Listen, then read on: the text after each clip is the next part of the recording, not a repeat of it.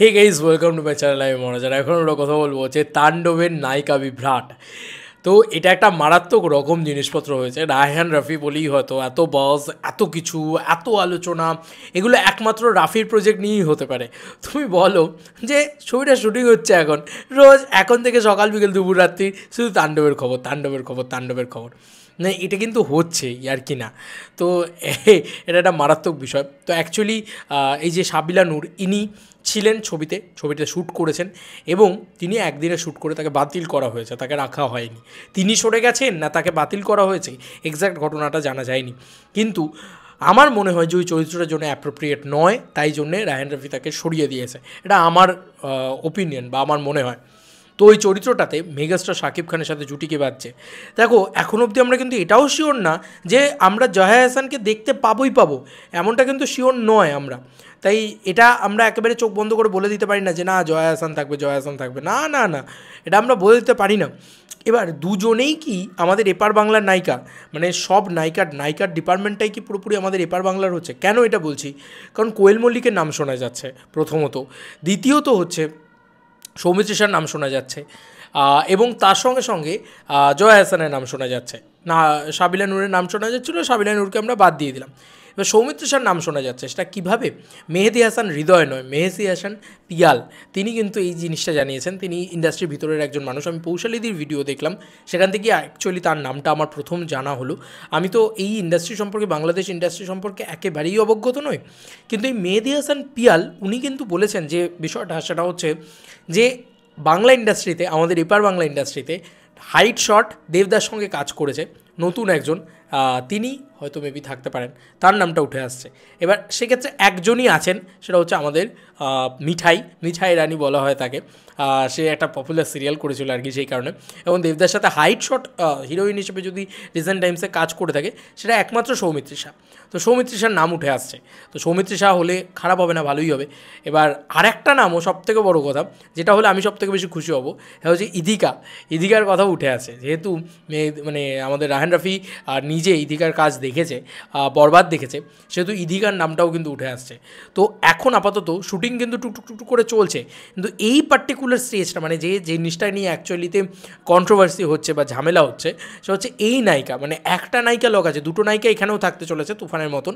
আমরা তখনও দেখেছিলাম বিশাল ঝামেলা হয়েছিল যখন মিমি চক্রবর্তী এবং নাবিলাজির কথা হয়েছিল, তখন তাদের নিয়ে একটা বিশাল হয়েছিল যে কে থাকবে। লাস্টে মিমি চক্রবর্তী ছিল। তো মিমি চক্রবর্তী, দেখো আমাদের ইপার বাংলা থেকে দুজন থাকলে আমি প্রচণ্ড খুশি হব। এক হচ্ছে কোয়েল মল্লিকের সাথে শাকিব খানের জুটি, এটা বোধহয় সাকিবিয়ানরা কেন গোটা পৃথিবী দেখতে চাইছে। এবং আমার কোথাও গিয়ে মনে হয়, আমার গোটা পৃথিবীতে যত বাঙালি আছে সবাই দেখতে চাইছে। অ্যাট দ্য সেম টাইম আমার মনে হয় যে এই যে মানে সুরিন্দরের সাথে দাঁড়িয়ে ছবি তোলা, মানে রানেদার সাথে দাঁড়িয়ে ছবি তোলা, এটা কিন্তু এত ইজি ব্যাপার না। কোয়েল মল্লিক ঢুকেছে, এটা কোথাও গিয়ে মনে হচ্ছে। আচ্ছা, এবার যদি কোয়েল মল্লিক থাকে, তাহলে অপোনেন্টে আমি চাই সৌমিত্রিষা যদি প্রধানে পারফরমেন্স দেখো, খারাপ না, সে ভালো করেছিল, ডিসেন্ট করেছিল। কিন্তু আমার মনে হয় যে যদি আবারও ইধিকা থাকে, ইধিকা কিন্তু আবারও বলছি লাকি চার্ম, এবং মানে দুই প্রজন্মের দুই টলি কুইনকে আমরা দেখতে পাবো। তাহলে মানে আমরা বলতেই পারি যে আজকের প্রজন্মের সুপারস্টার হিরোইন যদি কেউ হয়ে থাকে, সেটা ইদিকা পাল। আর আমাদের প্রজন্মের সুপারস্টার হিরোইন যদি কেউ হয়ে থাকে, তাহলে সেটা কিন্তু কোয়েল মল্লিক।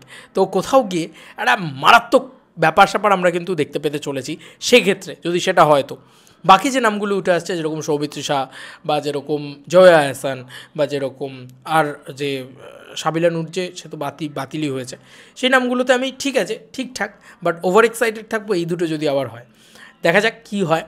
তবে হিরোইন হিসেবে কিন্তু নিয়ে একটা জল্পনা চলছে, কিন্তু রায়হান রাফির ক্ষেত্রে তো খবর লিক হবে না, তাই মানে টেকনিশিয়ানসরাও বের করতে পারছেন না, তারাও লিক করেননি এখনও অবধি। এবং প্রোডাকশন হাউস যতক্ষণ না জানাচ্ছে, ততক্ষণ এটা নিয়ে একটা বিশাল কন্ট্রোভার্সি লেগেই থাকবে।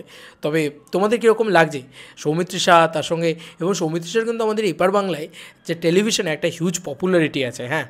এবং সৌমিত্রিষা হোক বা সেটা ইধিকা হোক, দেখো আমার মনে হয় যে সৌমিত্রিষার থেকে অনেক বেশি লাকি চার্ম ইধিকা, এটা আমার পার্সোনালি মনে হয়। বাট সৌমিত্রিষাকেও আমার খারাপ লাগে না, ভালোই লাগে।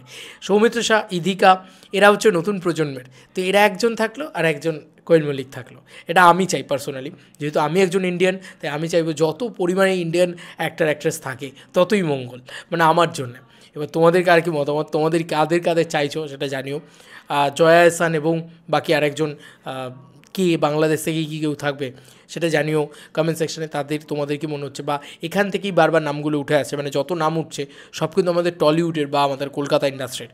তো দেখা যাক, আমি চাই এখানে এসে শুটিং হোক এবং আবারও তুফানের থেকে বড় কিছু হোক। এটা তো মানতেই হবে যে আমাদের এখানে শুটিং করার মানে যে ক্যাপাবিলিটিটা সেটা অনেকটা বেশি, এবং আমাদের এখানে উন্নত মানের শুটিং করা যায়।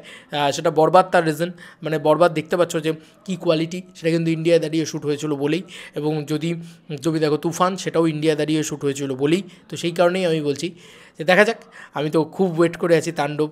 এখন বাংলাদেশে বিভিন্ন পোর্শনে শুটিং হচ্ছে অলরেডি। তোমাদের আর কি মতামত ভিডিওটাকে নিয়ে জানিও কমেন্ট সেকশনে। চলো বন্ধুরা, নতুন কোনো ভিডিওতে দেখা হবে, বাই।